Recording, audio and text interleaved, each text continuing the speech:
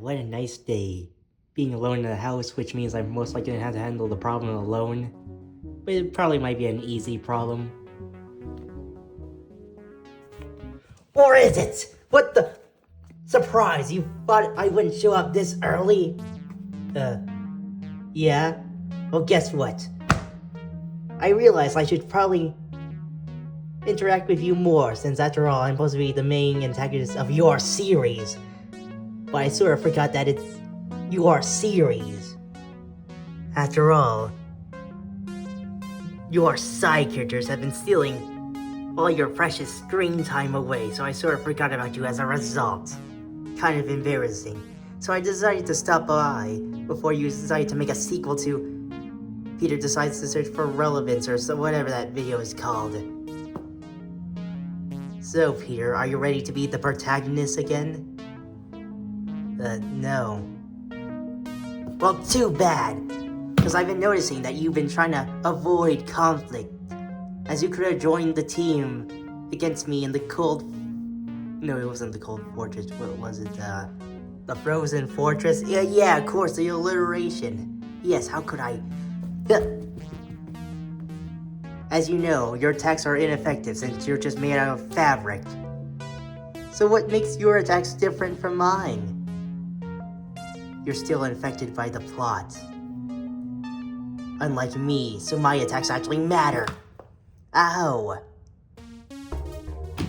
So your plot armor means nothing. Well, are you sure about that? What the? Well, it seems like you forgot that my plot armor includes other things. For example, you accidentally throwing me all the way over here, and it conveniently placed scissors right there. Also, since this is a real pair of scissors, this most likely would do damage to you. But the question is, would you actually do damage to me? As you need to land the attack first, and... See, you didn't even hit me at all. And now I have the realistic scissors, or whatever. Now I have it back, because plot armor. See, your plot armor is still unaffected against me, Peter. Ow. Ow. Ow. Sorry, Peter. I just realized it's been a while since you've been actually a protagonist. I know it can be hard being the protagonist, having to deal with all the pain and such. Ow, and all the emotional baggage or whatever. Ow. Look, I get it that I haven't been relevant in my own series. But isn't it, like, a good thing that the side characters actually have some relevance? And, yeah, but it's sort of a bad thing that the main protagonist himself does not have any relevance in his own series. Ow. Hey, look. What? Your wings fell off. It seems like my plot armor is still working. No, it's just the normal laws of physics. Gravity. Alright. My wings aren't glued on properly, so as a result, or it has nothing to do with the plot armor. This happened on accident, and well, it seems like luck is on my side.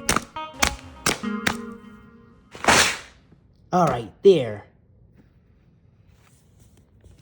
Now it's time for me to move on with my day. Hey, Peter. What? Remember that time when I hit you when you say, what a nice day? What? Or is it? What the? That's right, I can use flashbacks, or cutaway gags. Ow. And guess what? What? Remember that time when you got stuck at the corner of the couch? What?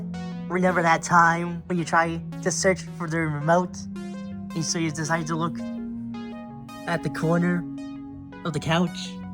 But you then realized later that you actually lost the remote by throwing it away in the trash can or something like that?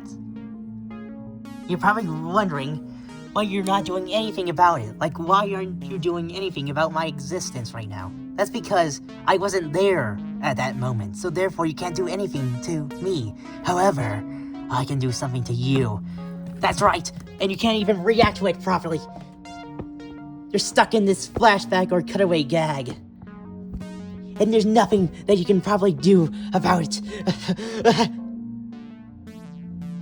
Hey, Peter. Oh yeah, that's right, you can't even probably interact with me. That's right, Peter. Try to look for that darn remote. But of course, there's a limit, since these cutaway gags only last for a few minutes or even seconds. So eventually, this cutaway gag would just simply end as it originally intended. What the?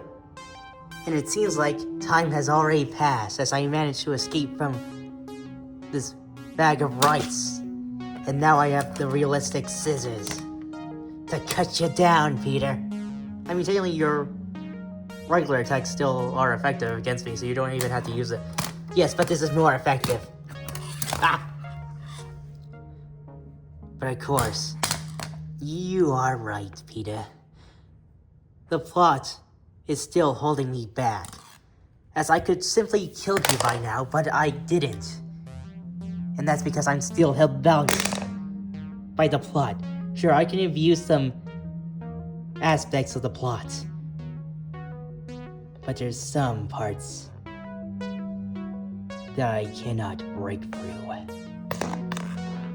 For example, I can just literally cut off your head right now, but I don't, because I'm limited by the plot still. You know, Peter, no matter what we do, what you do, what I do, what any other character do, the safe guy is right. 13-year-old edgy Vincent Wright hunts the narrative. What? That's right. 13-year-old edgy Vincent Wright hunts the narrative. What are you even talking about? The safe guy was right. The whole license to kill thing, all the other bad decisions, well, almost all the bad decisions, but most of the bad decisions come from the olden days. The age of edgy 13-year-old Vincent Wright. And as a result, any writing that we do is irrelevant simply because the writing is held back by edgy 13-year-old Vincent Wright. He hunts the narrative.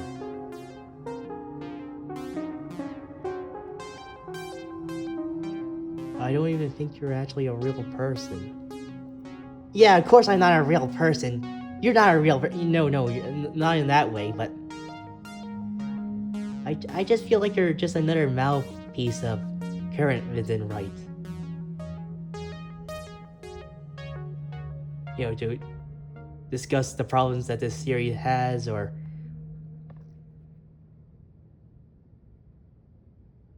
I mean, to be fair though, these issues need to be addressed, and yeah, but we can fix it by...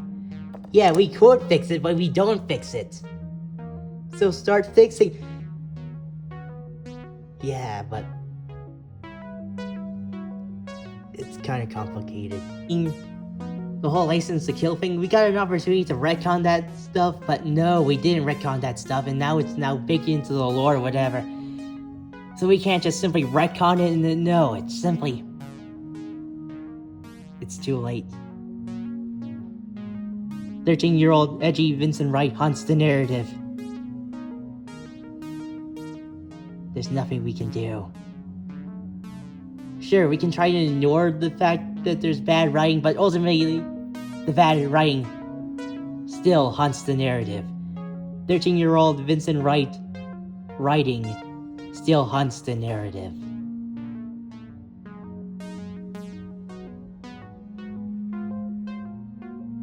Goodbye, Peter. You know, I was here to try to actually form, like, a proper connection to you since, you know, I'm the main antagonist of your series. And most of my anger comes towards Vincent Wright himself instead of, you know, the main protagonist, so, yeah. Bye. Alright, so I'm glad that I managed to survive that, and I guess the video's over. Bye, viewers.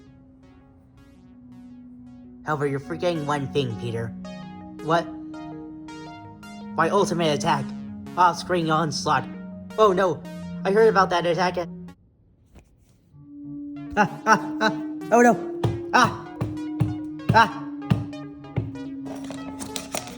Oh, I gotta dodge the scissors. Oh. Give it up, Peter. It's no hope. Get over here. You know, you're doing quite well, Peter. Usually, people would simply die from the off-screen onslaught attack. But to be fair, though, I think I only use it at least once against a person. Twice, or against a person. At best.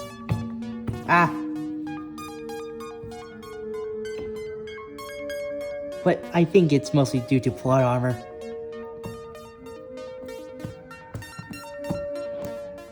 Oh, you're managing to hit me during my attack. Interesting. Oh, I see. You're trying to turn the tables around. Well, guess what? I'm on the screen. So that won't work anymore. Anyways, since I am the mouthpiece of Vincent Wright, the whole Dark Angel arc is simply a rewrite of Season 6 arc relating to Eric, and I'm sure it relates to it with Eric's character arc or whatever, but it's basically that. Basically a rewrite. So, bye. Is it over? Yes, it's over.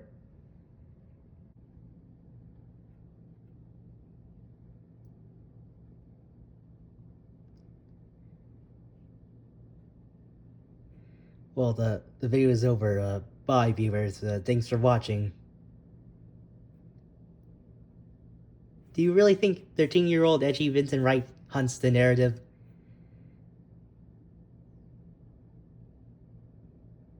I mean, I think he's only haunting the narrative because we keep bringing it up.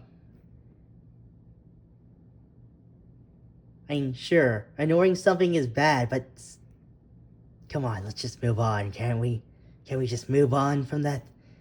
I mean, sure, it's a major part of something, but it's not really that big. Bye, viewers. Bye.